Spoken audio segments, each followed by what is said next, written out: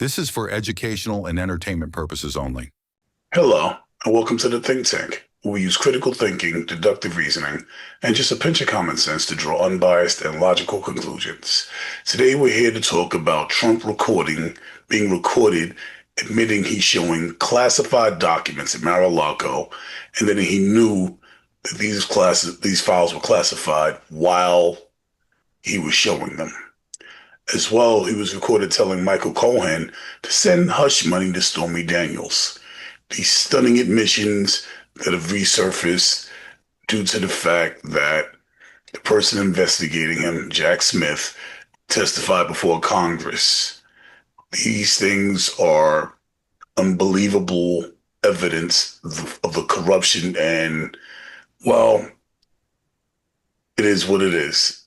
Before we go into it any further, first allow me to introduce my co-host, the Honorable Dion Powell.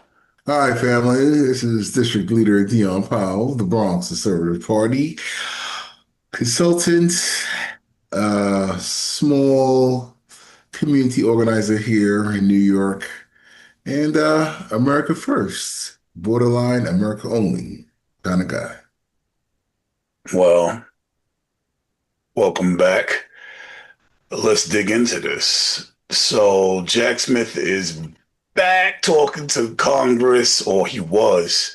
I'm a little bit behind on this story. I think we spoke about it before, but it just keeps getting more intense. His testimony seems to display that there was indeed evidence that Donald Trump has committed multiple felonies while he was in office, that he definitely causing and usurped with January 6th, the insurrection, that he was trying to usurp the peaceful transfer of power, that the classified documents at Mar-a-Lago he were passing around. He was caught speaking and saying that he knew the documents were classified and that he wasn't supposed to show them, and that if he was president, he could declassify them, but how crazy it was that he could not declassify them now that he was no longer president. So he was caught saying that he could not declassify these files, that he was showing these war plans. I'm saying files in his war plans. Well, they were files, but the files were of war plans, and he was admitting that they were classified and he could not declassify them. What is your take, especially with the Hegseth situation where they don't seem to care about classified information? Well, Jack Smith has no credibility. Oh, right. I said, thank you for correcting me. Jack Smith, correct. Thank you. No, well, Pete Hegseth is the Secretary of War, former defense. Well, no, when I said Hegseth, I was talking about the fact that Hegseth just was on signal. Classified what? War plans. Let's throw it on things that can be hacked instead of using established channels that are easily or far more protected, or better yet, going into a war room in a chamber where we can't be hacked and having plans discussed like, I don't know, the military's supposed to, and traditionally have always done. Listen, oh my God, there was a guy from the media in the room while we discussed the war plans. I don't know if that's going to cause a leak. How did he get in here? I was talking about the fact that it doesn't appear that this administration really follows classified or follow the procedure to keep things classified and to make sure that leaks don't come to the public. I was talking about those type of things when I mentioned Hegseth, the Secretary of Defense. Well, back to Jack Smith. The first thing is that why is his opinion on January 6th credible at all? Because the whole time he was just taking Trump after that fact to court about the classified documents. So how does one deal with the other? The next thing is the classified documents. Every president, not shouldn't say every president, but Trump's predecessor, Joe Biden, was in a similar situation. So again, the credibility of Jack Smith is highly dubious, is the vocabulary word. And I don't think many people is going to really take his word at face value. So this is another hit job against the president, whereas though the American people know there's other priorities than Jack Smith and his opinion. Wow. That is a powerful defense, if that's what you want to call it. I mean, the whole time, when has Jack Smith been talking about January 6th? He was just so obsessed with putting this man in jail with his court cases. But as soon as this guy got reelected, all that just went away for some reason. Okay, let's break that down a little bit. Sure. Hey, everybody, this is your boy Leo. You know me. I've been doing commercials for 15 years, television commercials, radio ads, billboards. Now I'm trying to step it into the big leagues. I want to be an independent filmmaker.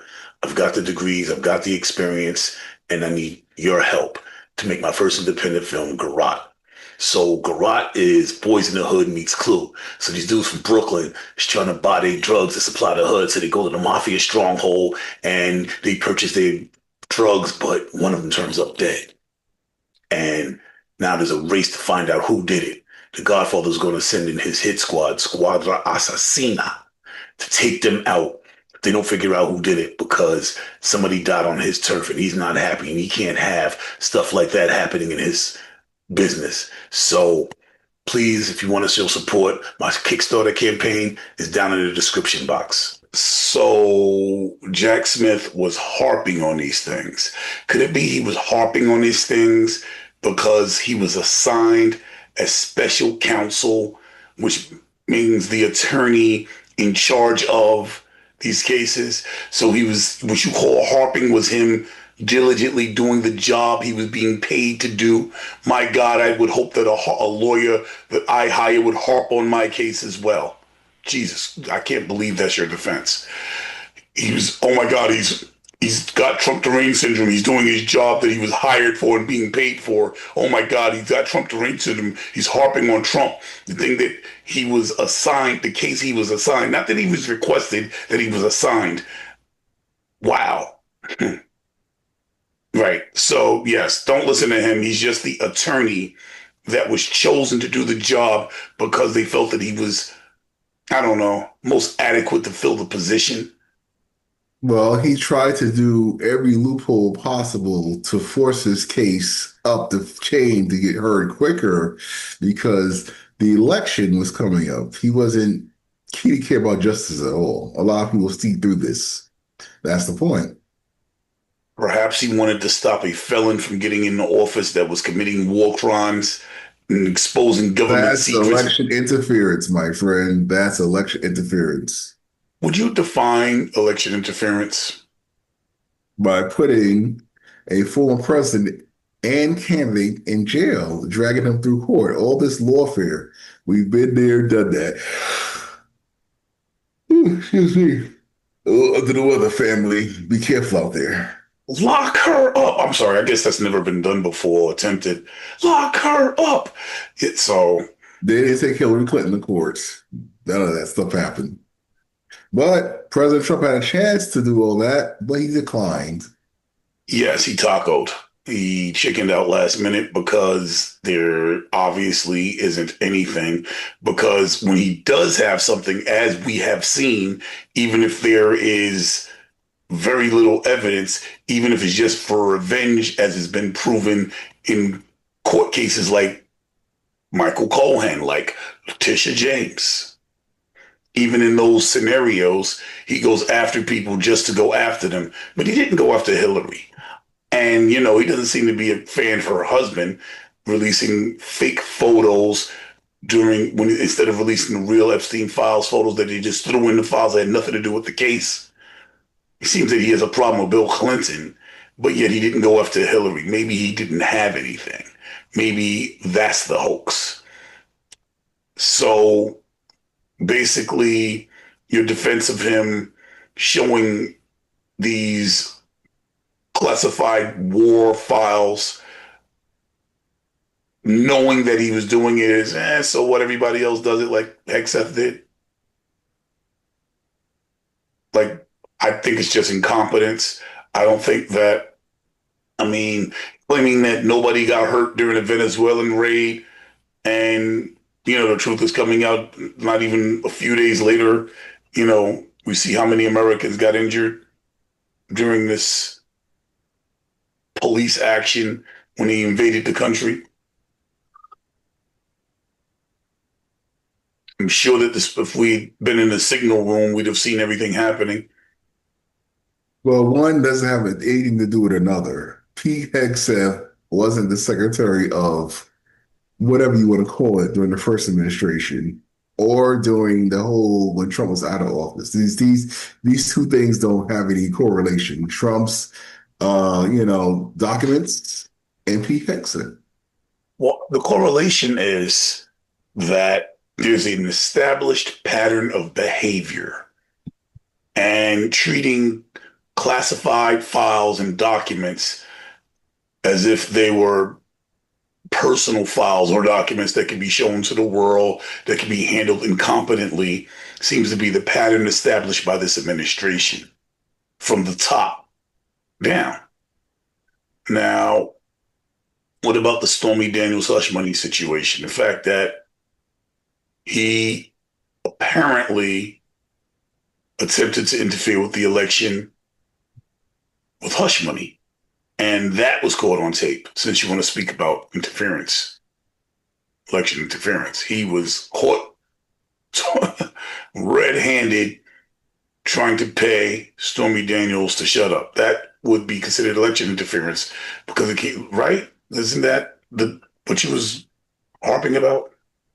Well, the Stormy Daniels case, for me as a political consultant that does campaigns, that has a basic knowledge about how campaign finance works, was a campaign finance violation, using campaign funds for hush money instead of using his private money.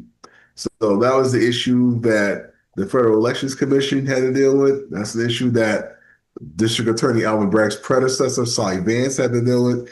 And both these two entities declined. So Alvin Bragg had to go back in time and dust this case off to go after Trump. Now everybody can just harp on that he's a 34 count felon, but that's what it's for, just so everyone knows.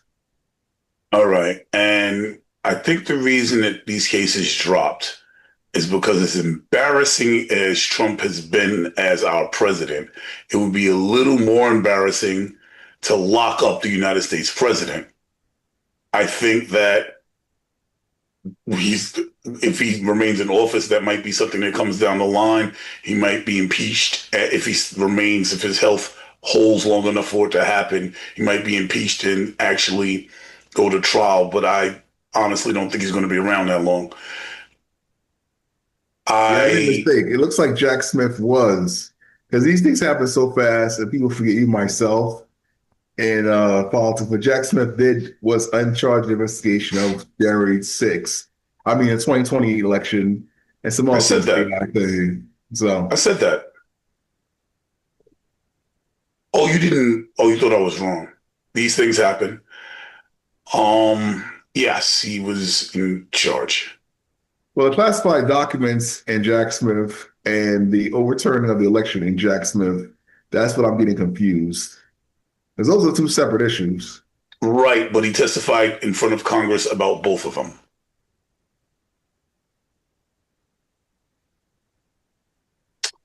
Well, I guess that's going to be it for today. There's no reason for me to continue harping. If you're enjoying the content, don't hesitate to subscribe. We need as many subscriptions as possible to stay on air. Right now, they're going after independent media, trying to stop you from getting these messages.